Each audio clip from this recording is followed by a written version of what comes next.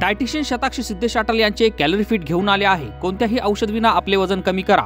येवला शहरात प्रथमच diet nutrition प्लॅटफॉर्मद्वारे आपल्या उत्तम आरोग्यासाठी व चांगल्या जीवनशैलीसाठी योग्य पोषण व प्रशिक्षणाचे मार्गदर्शन, वैयक्तिक डाएट प्लॅन, प्रभावी वर्कआउट प्लॅन, वजन नियंत्रणासाठी diet plan, anti ageing diet plan, लहान मुलांसाठी डाएट प्लॅन, मधुमेह, थायरॉइड, पीसीओडी या आजारांसाठी प्रभावी diet plan, pregnancy diet plan व वर्कआउट।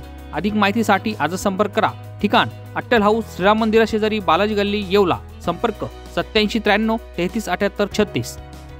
अण्णासाहेब, आपण आज येवल्यामध्ये जी कार्यकर्त्यांची बैठक घेतली आणि आज जी पत्रकार परिषद घेतली, या मागचा आपला पुढचा नेमका उद्देश?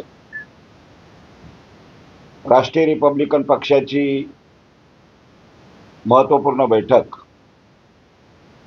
मागच्या महिन्यामध्ये नागपूर मुक्कामी संपन्न होऊन सदर बैठकीमध्ये आगामी होऊ घातलेल्या विधानसभेच्या निवडणुकीसंदर्भात चर्चा करण्यात आली।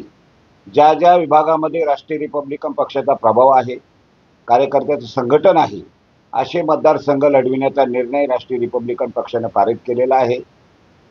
काल परवा मुंबईमध्ये होतो, आज येवला शहरामध्ये आलेलो आहे आणि येवला विधानसभा मतदारसंघात देखील आम्ही चाचपणी करत आहोत। विधानसभेच्या निवडणुकीबाबत येवल्यामध्ये देखील काय निर्णय घ्यायचा यासाठी कार्यकर्त्यांशी चर्चा करण्यासाठी मी या ठिकाणी आलेलो आहे। महायुती किंवा महाविकास आघाडी सोबत राष्ट्रीय रिपब्लिकन पक्षाचे आमचे कोर कमिटीचे सदस्य हे युती आणि आघाडीशी देखील चर्चा करत आहे।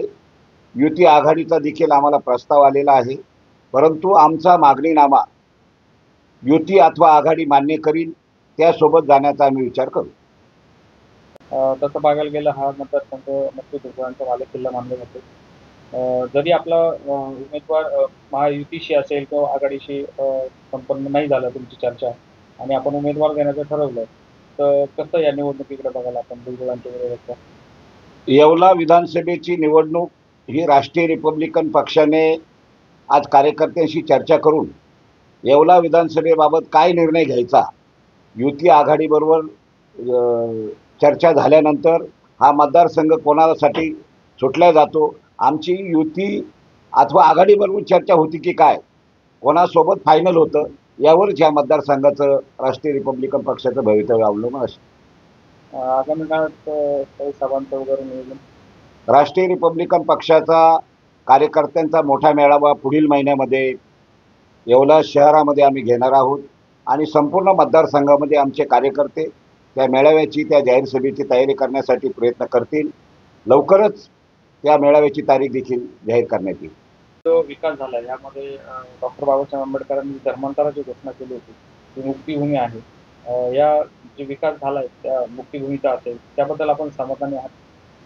या मतदारसंघाचे आमदार आणि मंत्री माननीय छगनरावजी भुजबळ यांनी अनेक वर्षे प्रलंबित असलेला इथला मुक्तीभूमीचा प्रश्न सोडवला आहे। या मतदारसंघामध्ये त्यांच्या कार्यकाळामध्ये अनेक विकास कामं देखील झालेली आहे। त्यामुळे येवला विधानसभेमध्ये निवडणूक लढविण्याबाबत चर्चा करत असताना भुजबळांच्या विकास कामाचा देखील आम्हाला विचार करावा लागणार आहे आणि त्या दृष्टिकोनातूनच आम्ही भविष्यात निर्णय घेऊ। एकंदरीत तुमच्या वक्तव्यानं असं वाटतं की तुम्ही भुजबळांना पाठिंबा देणार का? नाही, आज असा काही कुठल्याही प्रकारचा आमचा पक्षाचा ठराव नाही। अजून वेळ आल्यानंतर तो निर्णय घेऊ आणि तुम्ही उमेदवार पण उभे करू शकता? नाही, आजच ती चर्चा मला वाटतं करणं योग्य नाही। आमची युती आणि आघाडी सोबत देखील चर्चा सुरू आहे आणि त्या काळात त्या दरम्यान काय घडेल त्यावर हे सगळं अवलंबून असेल। मीडियामध्ये, वर्तमानपत्रामध्ये लहान मुलींवर लैंगिक अत्याचाराच्या घटना घडतात, महिला सुरक्षित नाही, शासन कठोर निर्णय घेत नाही, कायद्यामध्ये बदल करून जे कोणी रेपिस्ट असतील त्यांना कठोर शिक्षा करावी किंवा या घटनांबद्दल आपलं काय मत आहे? आणि जो आपला कायदा आहे थोडासा कमकुवत आहे असं वाटतं, कारण की जे आरोपी असतात त्यांना लवकर शिक्षा होत नाही आणि सर्व सबूत मिळून सुद्धा होत नाही, याबद्दल आपलं काय मत? नुकतीच बदलापूरमधील ज्या चिमुरडींवर जो बलात्कार अत्याचार झालेला आहे, सदरच्या घटनेनं महाराष्ट्रातील आपल्या समस्त जनांची मान खाली गेलेली आहे आणि बदलापूर सारख्या घटना दररोज महाराष्ट्राच्या कानाकोपऱ्यात घडत आहे। कधी महिलांवर अत्याचार असेल, कधी बालिकांवर असतील, कधी युवतीवर असतील आणि अत्याचार करणाऱ्या गावगुंडांना सरकारची अथवा पोलिसांचा कोणताही धाक राहिलेला नाही. आणि मला असं वाटतं बदलापूरच्या घटनेला 12 तास होऊन देखील पोलिसांनी त्या प्रकरणाची नोंद केली नाही, तक्रार घेतली नाही. जेव्हा जनता रस्त्यावर आली, जनतेनं आंदोलन हातात घेतलं, तेव्हा सरकारला जाग आली आणि पोलिसांना जाग आली. मला असं वाटतं जनता रस्त्यावर आल्याशिवाय सरकार आणि पोलीस यंत्रणा वठणीवर येत नाही. हे मला वाटतं बदलापूरच्या घटनेनं आपण बघितलं आहे. आणि महाराष्ट्रामध्ये आपण बघितलं असेल, या अकोल्याच्या बाळापूरमध्ये देखील घटना घडलेली आहे. महाराष्ट्राच्या कानाकोपऱ्यामध्ये दररोजच्या घटना घडत आहे. अनेक ठिकाणच्या ह्या अत्याचारित घटना राजकीय दबावामुळे दाबल्या देखील जातात. आणि म्हणून आता सोशल मीडिया असेल किंवा आपला मीडिया असेल, ह्या माध्यमातून अनेक घटना समोर येत आहे. राष्ट्रीय रिपब्लिकन पक्षाची मागणी आहे, हे अत्याचारित जे नराधम आहे यांना कठोरात कठोर फाशीची शिक्षा देऊन फास्ट ट्रॅक कोर्टामध्ये हे खटले ताबडतोब चालवले गेले पाहिजे. विनाविलंब यांना सजा केली पाहिजे, ही राष्ट्रीय रिपब्लिकन पक्षाची मागणी आहे. प्रश्न असा आहे की आता नुकताच प्रश्न असा आहे की माननीय सुप्रीम कोर्टानं SC आणि ST कॅटेगरीमध्ये संशोधन करून त्याच्यात नॉन क्रिमिनलची मर्यादा घालण्याचा निर्णय घेतलेला आहे. याबद्दल देशभरामध्ये अनेक ठिकाणी आंदोलनही झाली. याबद्दल आपल्या पक्षाची भूमिका काय? नुकताच सुप्रीम कोर्टाने SC आणि ST वर्गीकरणाचा निर्णय पारित केला आहे आणि क्रिमिनलची आड देखील लावण्यासाठी निर्णय जाहीर केला आहे. परंतु डॉक्टर बाबासाहेब आंबेडकरांनी घटनेमध्ये मूलभूत अधिकारामध्ये SC आणि STंना आपले अधिकार बहाल केलेले आहे.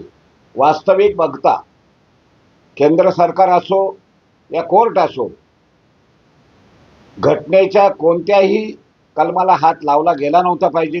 परंतु दुर्दैवानं सुप्रीम कोर्टाने हा निर्णय घेतल्यामुळे जो एकसंघ SC आणि ST समूह आहे त्याच्यामध्ये तुकडे पाडण्याचं काम या निर्णयाने झालेलं आहे.